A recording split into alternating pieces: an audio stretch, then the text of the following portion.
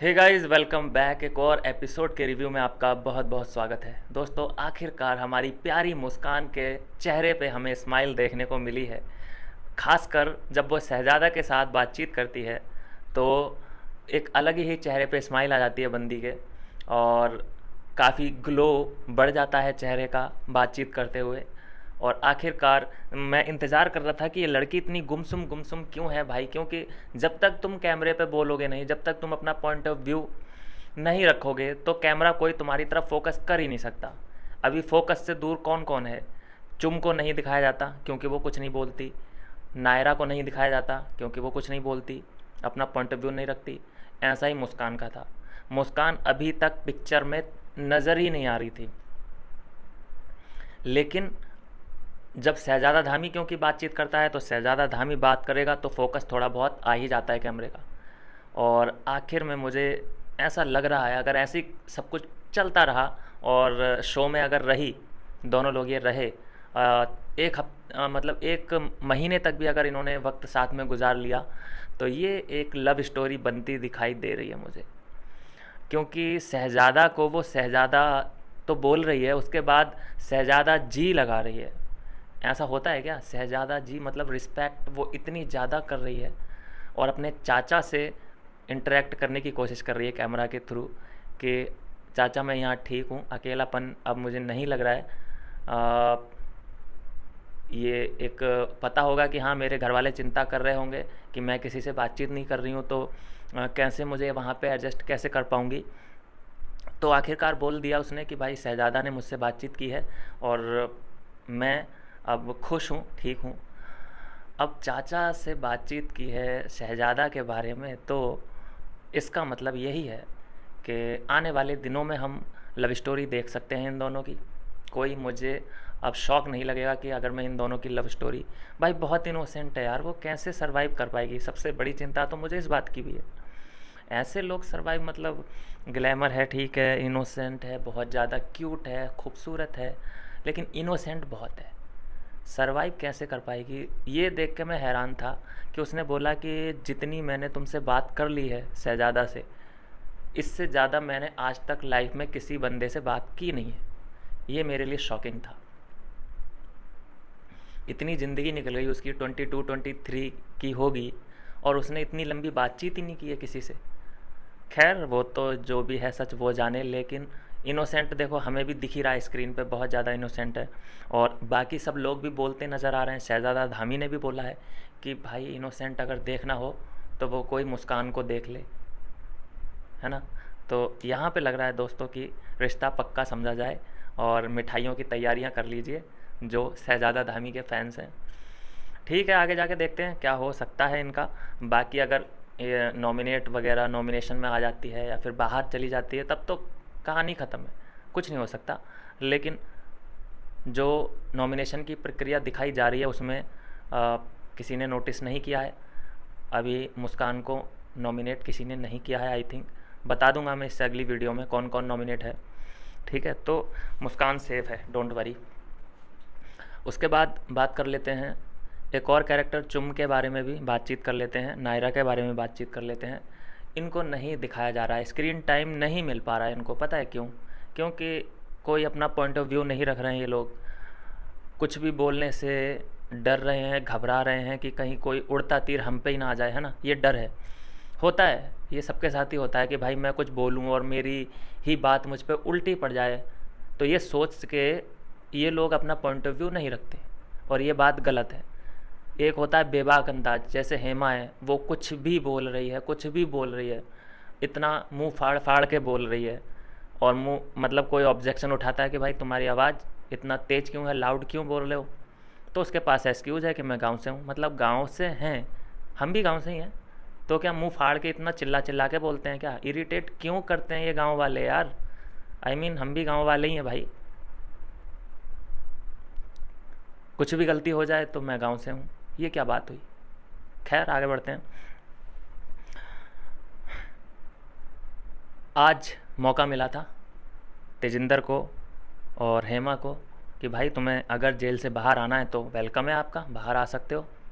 एक है ऑप्शन आपके पास कि जेल से बाहर आ जाओ, दूसरा ऑप्शन है कि तुम अपने हिसाब से घर चलाओगे, राशन डिस्ट्रीब्यूट करोगे अपने हिसाब से करोगे, किसको कम देना है किसको ज़्यादा देना है, ये सब जिम्मेदारी तुम दोनों की होगी। तो इससे पहले जो चिल्ला रही थी हेमा कि भाई मुझे बाहर निकालो मुझे बाहर निकालो, मैं तो फंस गई यहाँ, मुझसे तो गलती हो गई, अचानक पलटी मार दी। अगर उसको आज़ादी इतनी ही प्यारी थी तो उसको आज़ादी चुन लेनी चाहिए थी। लेकिन वो ड्रामा अब समझ में आया ना, वो ड्रामा ये था कि अगर मैं अ, जेल के अंदर ही रहूँगी और बिंदास खाऊंगी पीऊँगी, मैं कोई ऑब्जेक्शन नहीं उठाऊंगी, मैं कोई रोला रप्पा नहीं करूँगी, तो इन सभी लोगों को लगेगा और बाहर ऑडियंस को लगेगा कि भाई ये तो खुश है, जेल में कोई तकलीफ़ ही नहीं हो रही है इसको, तो ये चाहे अंदर है या बाहर रहेगी तो बात इसके लिए सेम ही है, कोई दिक्कत ही नहीं हो रही है इसको, तो इसको बाहर क्यों ही आना।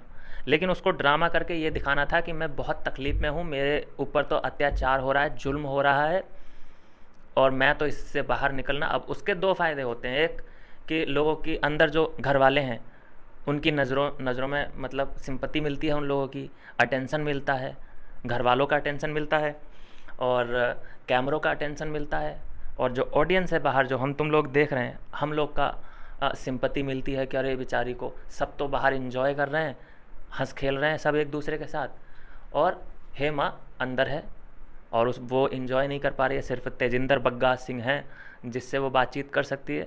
लेकिन एक बात बताऊं, तेजिंदर एक फ़ाइट आई थी बस सामने, रजत के साथ जो फाइट हुई थी उसके बाद बंदा बिल्कुल अपने कैरेक्टर में ही है, जो उसका रियल कैरेक्टर है कॉमेडी वाला, और उससे ज़्यादा एंटरटेनमेंट और कोई दे नहीं सकता जितना वो खुश, जो बंदा खुश रह सकता है वो दूसरों को भी खुश रख सकता है।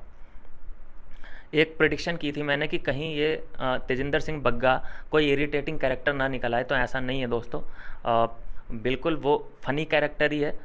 अगर कोई मुश्किल अभी तक तो देखो आई नहीं है, अभी इतना प्रिडिक्शन नहीं कर सकता, लेकिन जितना भी है कि वो उसका मेन जो रियल कैरेक्टर है वो कॉमेडी का ही है, खुश रहने वाला बंदा और सामने वाले को खुश रखने वाला बंदा।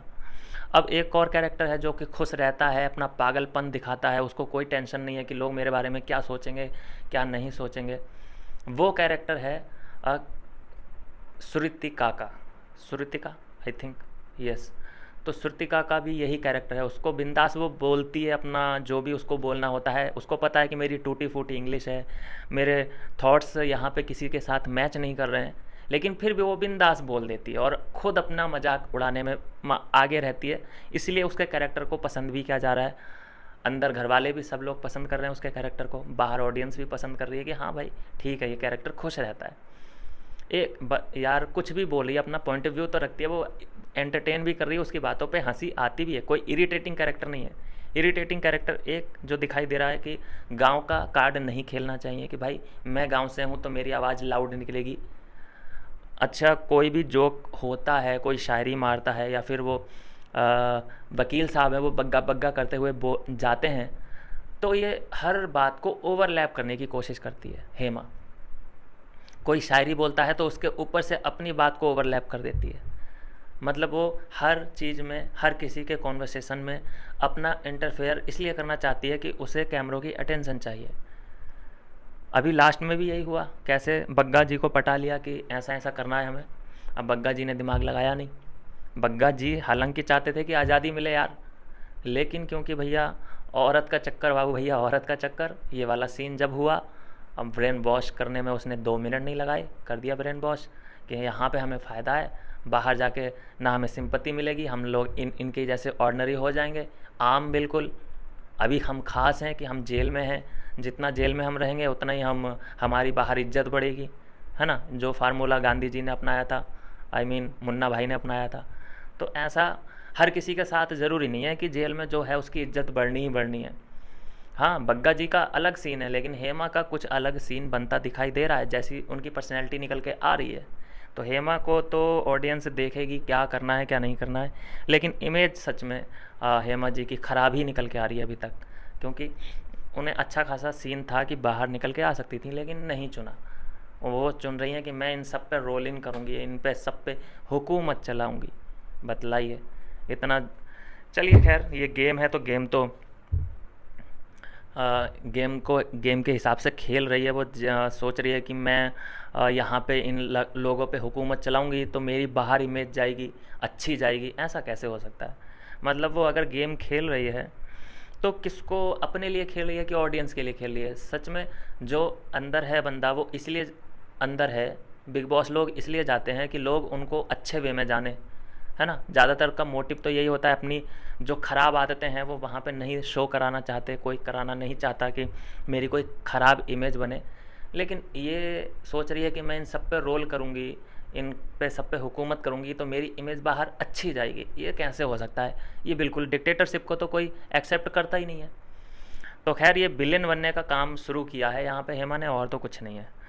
अभी अ, रजत, वैसे तो सभी लोग को डरना चाहिए रजत से। अभी रजत अपने आपे से बाहर गया नहीं है, ठीक है?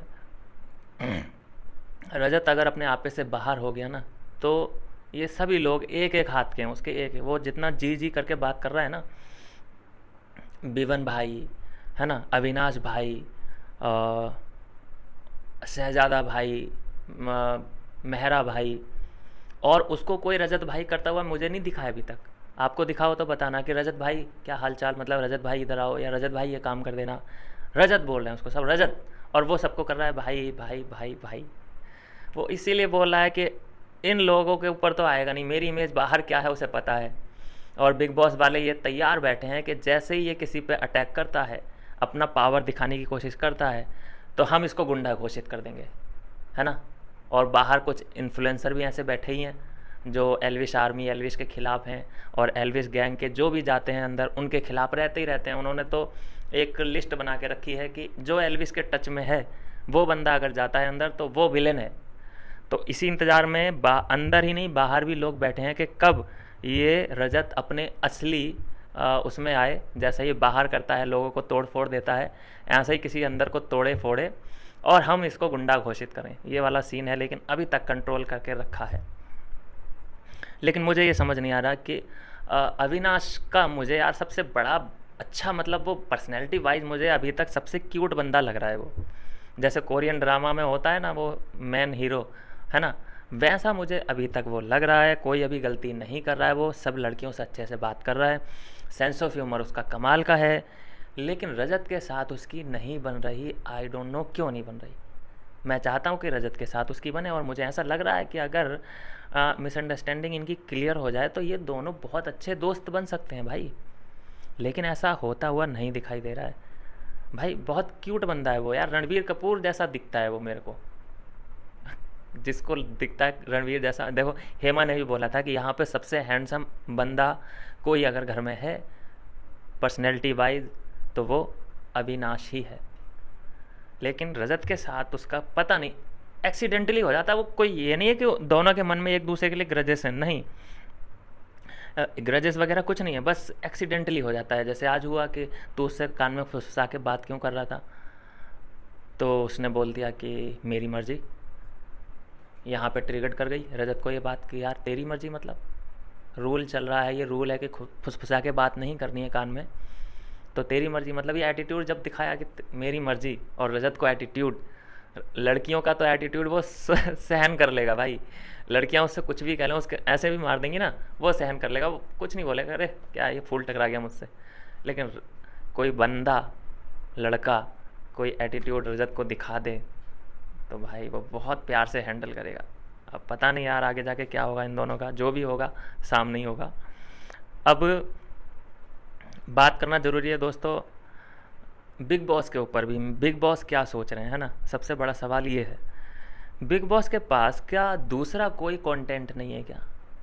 जब देखो कि राशन को इसे दे दो, उसे दे दो, ये तुम्हारी मर्जी है, राशन कैसे बांटना है तुम्हारी इच्छा है। राशन राशन राशन, पिछले सीज़न में भी राशन, लगभग आधा कंटेंट राशन के ऊपर ही आता है। पूरा बिग बॉस सीज़न आप निकाल के देख लेना, पिछला जो 17 बीता था, राशन के ऊपर आधा बिग बॉस कंटेंट चला था, और इस बार भी यही दिखाई दे रहा है।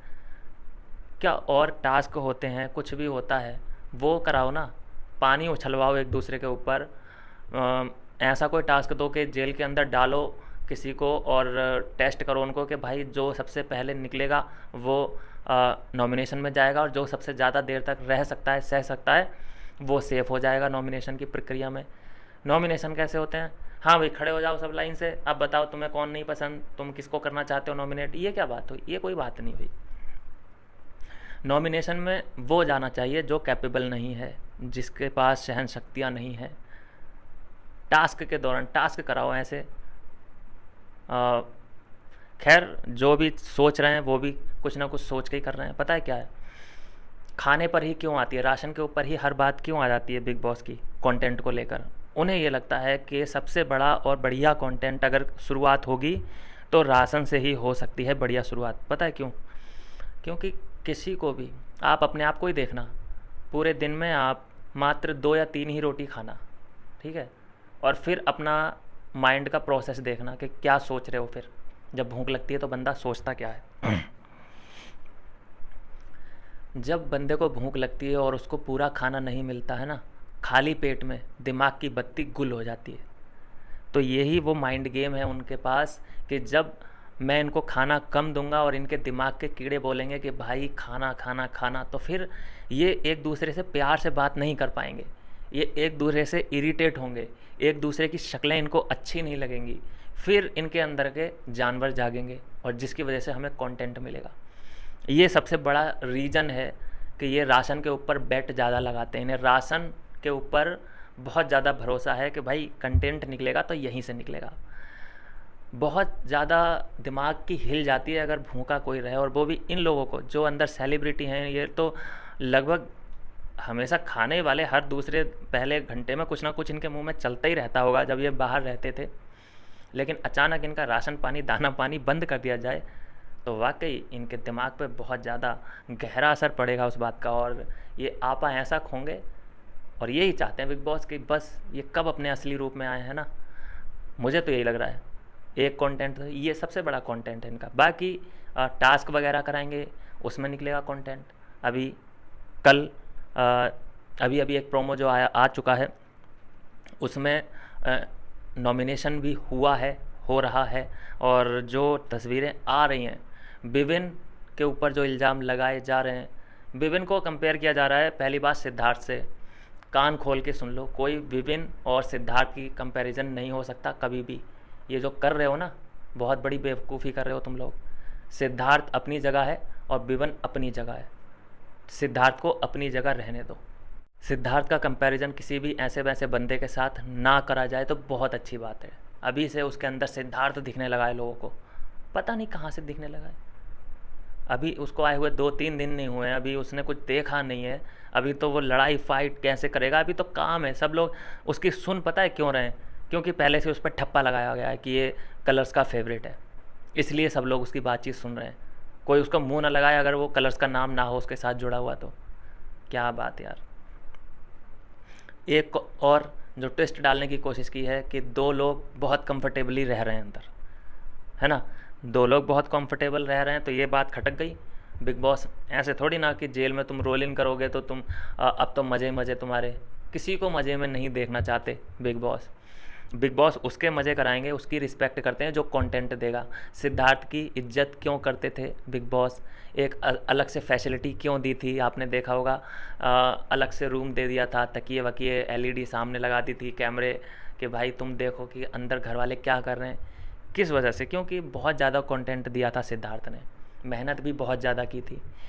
अब ऐसा थोड़ी ना है कि रोल इन करोगे तो और तुम कुछ कर भी नहीं रहे हो, दे भी नहीं रहे हो कंटेंट, इरिटेट करोगे। ऐसा नहीं हो सकता, बिग बॉस के घर में तो नहीं हो सकता। तो परेशान करने के लिए 2 लोग तो ये हैं ही अंदर, हेमा और बग्गा जी। एक तीसरे की और तैयारी चल रही है। तीसरे की तैयारी ये है कि अविनाश को और करणवीर को और ईशा को चुनना है कि भाई तुम लोग चुनो कि एक बंदा अंदर जाना चाहिए, 2 से 3 होने चाहिए ये। तो उन्होंने भैया बोल दिया कि ये वकील साहब हैं हमारे निशाने पे। अब वकील साहब पता नहीं क्या, मतलब वकील साहब का फ़ैसला अंदर जाने का ठीक रहेगा कि नहीं रहेगा। वो तो काफ़ी विरोध कर रहे हैं भाई कि मैं नहीं जाऊंगा, और उनका स्टांस है ये, वो नहीं जाएगा भाई। किसी और को ही जाना पड़ेगा या कुछ ना कुछ राशन का फिर से पंगा होगा। अब कोई जाएगा ही नहीं अंदर, तो फिर कोई ना कोई सज़ा मिलेगी सभी लोगों को कि राशन दे दो बेटा वापस, फिर ये भी सीन हो सकता है। तो ये तो कल ही पता चलेगा, हालांकि सब लोग फोर्स तो कर रहे हैं, है ना, कि वकील साहब को भेजो, वकील साहब को भेजो। क्या दुश्मनी पाल ली यार, वकील साहब ने तो अभी तक कोई गलती भी नहीं की है, ना ही किसी के बारे में बुरा भला सोचा भी नहीं है, बोलना तो दूर की बात है। लेकिन क्यों टारगेट, आई थिंक मुझे ये लग रहा है कि एक तो वो टॉयलेट जाके फ्लश नहीं करते हैं, हाइजीन का कोई ख्याल नहीं है। दूसरा, उनके खर्राटे उनके आगे आ रहे हैं, खर्राटों से थोड़ी सी मुक्ति मिलेगी घर वालों को। तो ये 2-3 फैक्टर हैं, अभी तो इससे ज़्यादा और कोई फैक्ट है नहीं। यही कारण हो सकता है कि इन तीनों ने चुना है कि तुम तीसरे हो जो कि जाओगे जेल के अंदर। तो अब यहाँ से सिनेरियो बनेगा क्या, ये बड़ा मज़ेदार रहेगा देखना। देखो, गेम तो अब शुरू कल से होगा, जब नॉमिनेशन में ये लोग आ जाएंगे उसके बाद गुटबाजी होगी इनमें। अभी तो क्या है कि सभी लोग मिल, जब तक गुटबाजी नहीं होती है ना, जब तक टीमें नहीं बढ़ जाती हैं, बोलचाल बंद, इग्नोर एक दूसरे को, चलो इग्नोर तो नहीं कर सकते लेकिन बातचीत तो एटलीस्ट बंद हो ही जाती है, उस तब तक मज़ा नहीं आता। अभी तो सभी लोग घुले हुए रह रहे हैं। मिले सुर मेरा तुम्हारा तो स्वर बने हमारा, ये वाला सीन बिग बॉस को बिल्कुल पसंद नहीं आता है। बिग बॉस तो साफ बोलते हैं कि तुम्हारी ये झूठी दोस्ती, ये झूठे तुम्हारे एक दूसरे का ख्याल जो रखते हो, ये मैं पोल खोल के रहूँगा। तो बिग बॉस तो इस चीज़ में माहिर हैं कि किसकी दोस्ती वो करवाना चाहेंगे, ये भी उन्हें बहुत अच्छे से पता है, और किसको वो दुश्मन बना दें ये भी उन्हें बहुत अच्छे से आता है। देखो, दोस्ती अभी लड़कों में दोस्ती मैं बताऊं किसी की नहीं है, किसी ने ऐसा कमेंटमेंट नहीं किया है किसी के साथ कि भाई मैं तेरे लिए साथ में खड़ा हूँ, एंड तक खड़ा हूँ, क्योंकि अभी वहाँ तक गेम पहुँचा भी नहीं है, सही बताऊँ तो। लेकिन एक बंदे का गेम है जो कि काफ़ी आगे तक, मुझे लग रहा है दोस्तों कि जोड़ी बनेगी ये मुस्कान के ऊपर। दोस्तों ध्यान रखना है, मुस्कान और शहजादा की मुझे लगता है कि जोड़ी बन सकती है। सॉफ्ट कॉर्नर फील कर रही है बहुत ज़्यादा। अब मुस्कान मुझे लगता है गिरने वाली है, बस प्यार के पूल में ये लड़की गिरने वाली है, मुझे फीलिंग आ रही है बहुत ज़्यादा। क्योंकि इसने शहजादा को शहजादा धामी नहीं बोला, इसने पीठ पीछे शहजादा जी बोल रही है। और जबकि लड़कियों ने भी पूछा, ईशा थी साथ में और एलाइस थी, वो लोग कह रहे थे कि शहजादा से मेरी सबसे लंबी बातचीत हुई है, मतलब कन्वर्सेशन चलती है लड़कियों की, गॉसिप जो चल रही थी, तो उनको भी बता दिया कि मेरी शहजादा से बातचीत हुई है। तो भैया सिनेरियो तो यही बनता दिखाई दे रहा है कि जब लड़की पीठ पीछे तुम्हारे, मतलब कोई नहीं देख रहा है, तो शहजादा करके भी तो बोल सकती थी। अब चाचा से बातचीत करते हुए भी शहजादा का नाम लिया कि शहजादा जी से मेरी बहुत अच्छी बातचीत हुई है। तो भाई मैं श्योर हो रहा हूँ, 95% श्योर मैं बोल सकता हूँ कि अगर शहजादा की तरफ से भी सिग्नल मिलता है तो ये लड़की तैयार है, रिश्ता पक्का ही समझिए। 1-2 एपिसोड की बात और है, ये रिश्ता पक्का है। बने रहिएगा, फॉलो कर लो, लाइक और सब्सक्राइब करके रखो इस वीडियो को, और जुड़ो। ये मुझे लगता है कि हमें यहाँ पे लव स्टोरी देखने को मिलेगी। बस ये शहजादा ना ज़्यादा ये उसमें आता है, मतलब ये ऐसा नहीं करता है, एक आदत है ना इसकी, देखिए मैंने, किसी भी इशू को जाने नहीं देता है, हर पंगे में अपनी टांग अड़ानी होती है इसको। तो ये थोड़ा सा इसको इग्नोर भी करना पड़ेगा, हर किसी से पंगा नहीं ले सकता, हर किसी के लिए आवाज़ नहीं उठाना चाहिए इसको। और जैसे कि देखा गया कि कोई अगर किसी को बोल रहा है कि भाई मुझे सबसे ही प्रॉब्लम है, तो वो बोलता है कि अरे भाई सब में तो मैं भी आ गया, तू मुझे क्यों बोल रहा है। तो ये एक आदत है शहजादा में, एरोगेंट नहीं बोल सकता इसको मैं, उसमें एक है ये वाली प्रॉब्लम। अब इस प्रॉब्लम को इग्नोर करते हुए देखते हैं दोनों का साथ कब तक हो जाते हैं ये लोग। अब जैसे मुझे रियलाइज़ हो चुका है कि ये लोग पास में आने के लिए तैयार हैं, उसी तरीके से बिग बॉस को भी ये रियलाइज़ हो चुका होगा अब तक कि हाँ इन दोनों का कुछ ना कुछ हो सकता है। क्योंकि बिग बॉस हमेशा ये चाहते हैं कि एक लव स्टोरी होनी चाहिए, उन्हें फ़नी कैरेक्टर मिल जाते हैं, उन्हें विलेन मिल जाते हैं, उन्हें हीरो मिल जाता है, लेकिन हीरोइन भी चलो मिल जाती है, लेकिन वो हीरोइन किस काम के, अगर उन दोनों में पैचअप ना हो, दोनों वो प्यार ना करें आपस में, तो वो फिल्म बनती नहीं है। तो मुझे लगता है कि आने वाले एपिसोड में हमें ज़रूर देखने को मिल जाएगा कि बिग बॉस अपनी तरफ से भी कुछ एफ़र्ट डाल सकते हैं इन दोनों को मिलाने के लिए। लेकिन एक मैं अपना भी एक्सपीरियंस बता दूं, जो मैंने इतने सीज़न कवर किए हैं, कि जब भी बिग बॉस अपनी तरफ से इंटरफेयर करते हैं लड़का और लड़की के मामले में, जैसे हमने देखा था पिछली बार अभिषेक और शहजादी, ठीक है, जब उनके लिए इंटरप्ट किया था बिग बॉस ने कि तुम इसको सॉरी बोलो, खानजादी अभिषेक तुम इसको खानजादी को सॉरी बोलो, डांस साथ में कराए जाते थे दोनों के, तो वहाँ पे उन दोनों को समझ में आ गया था कि भाई ये हमें मिलवाने की कोशिश कर रहे हैं। तो वहीं पे गेम ख़राब हो जाता है, उन दोनों के दिमाग में आ जाता है कि यार हम लोग का सच में प्यार करते हैं एक दूसरे से, या हम इन बिग बॉस की कठपुतली हैं, कि जैसा हम बिग बॉस कह रहे हैं हम उनके किए कहने पे चले जा रहे हैं, प्यार का मामला हो चाहे कुछ और हो। तो मुझे लगता है कि बिग बॉस को बिल्कुल छेड़खानी नहीं करनी चाहिए प्यार के मामले में। बाकी अपने दूसरे काम करो, टास्क दो इनको, राशन कट करो, पानी कट करो, ठीक है, लेकिन लव स्टोरी जिसकी पनप रही है वो ऑर्गेनिक होने दो, ये मेरा कहना है। आपका क्या कहना है ज़रूर अपनी राय रख देना। हम मिलेंगे नेक्स्ट वीडियो में।